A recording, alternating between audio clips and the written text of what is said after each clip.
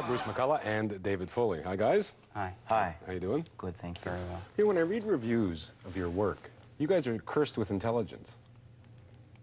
Yep. Yep. We sure are, Peter. Does that seem strange to you? I mean, every review says, these guys are really smart, as if, like, that can't go together with comedy. Well, I know. we think each other are real stupid. But somehow together we... Yeah. We're between the five of us, we have one reasonably working brain. So, I mean... We're not sure who has it at any given time. But it's worked, right? Somehow, Yeah. I guess we're just cursed with thinking about stuff or something. Yeah. All right, Kids in the Hall, where did the name come from? Okay, showbiz story. Actually comes Number from... one. That's True story. Go. True story. Told the story not ever before. A producer hired the original Kids in the Hall to do a show, and we had a different name then, and he told us the story of the Jack Benny show, that there would be kids who would hang around in the halls trying to sell jokes to Jack on his way in and out of the studio. Now, that wasn't Cabot and those guys, was it? No, probably not Cabot, but, well, let's age Yeah. Cabot 10 years. Yes, it was Cabot. There. And they were referred to as the Kids in the Hall. So we just sort of co-opted that title. Now, how long ago was that? That we took the name? Yeah, that you met this This- producer and he said... Oh, this was, told you about I it. guess, about 3 years ago. 3 years ago. This was before this troupe was really together. Well, the history of the troupe, because it's changed a lot, right? Well, some of us... I'm just worried my colleague's being boring. I am being born. It worries me. Just originally, a couple of us came from Calgary, and actually it was a social process to get this troupe together. Yeah. It's kind of the troupe we didn't audition for. We're sort of pals and... Yeah. We worked, cetera. yeah, we worked as two separate troupes on the same bill a lot. And we kept hitting our heads in blackouts, so Yeah. we just formed one troupe. Yeah. How do you get your stuff? Person brings No, something and then the other guys say no, yes. Dave Broadfoot writes it all. Oh, he does. Dave Broadfoot sends it in brown So he gets a paperbacks. commission on... Yes. Well, when we make money... Yeah, he'll get paid. We Is just, it a difficult process? It varies. I actually, as I'm getting older, I enjoy writing more and more, probably even more sometimes than performing.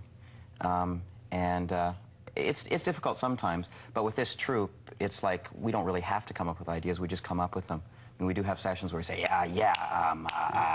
but most of the time it's a pretty happy kind of thing in your head. yeah.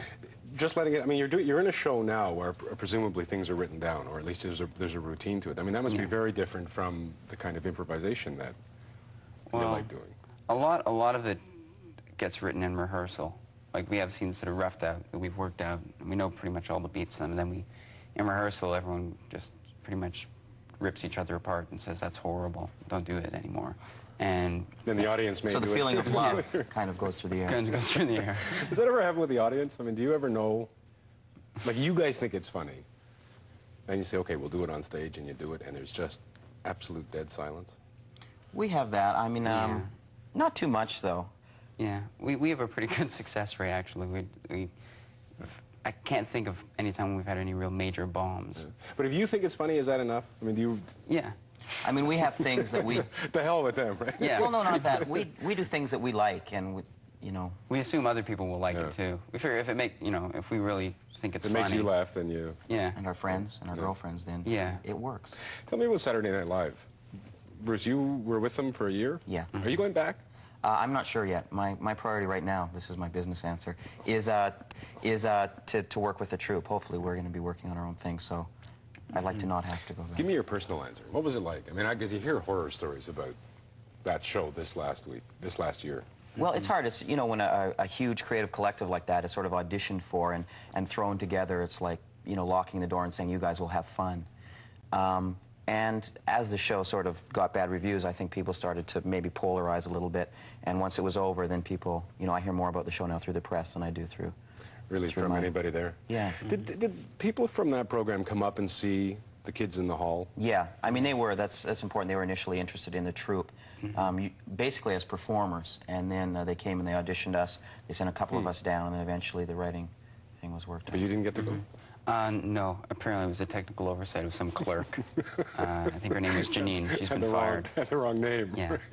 Well, I mean, is there a possibility the whole troupe will go down? Are you interested in that kind of... Well, right now know. we're most interested in doing our own thing. We'd really prefer to do our own show, have a lot of creative control, and You'd lose that in the... do it our way. A little bit. I mean, you have to sort of subjugate yourself to a larger creative vision. Yeah. Even one that needs glasses. So. Yeah. What is your own show? I'm just thinking, like, people in the country probably have never heard of Kids in the Hall before. No, they never have. They're seeing you guys sitting here and they think, well, what do they do? We do a lot of the mirror. Oh no, that's that's in the workshops. I don't know. How would you describe it? just a lot of weird stuff. Sometimes it's dark, and sometimes it's happy and sweet, and how sometimes about macabre mirth makers? Is that right? That's a nice cliche. new. Very good. I just made that up. It's like the Goon Show, Somewhat. Somewhat. in that you don't know that none of this has made sense until it's over. Almost. Some of it just never makes sense ever. And sometimes you know it right from the beginning, Yeah. but And some of it's very normal scenes. some of it's very, very, I guess, prosaic in its setup. You and are its twists. smart. It's you. I blame you.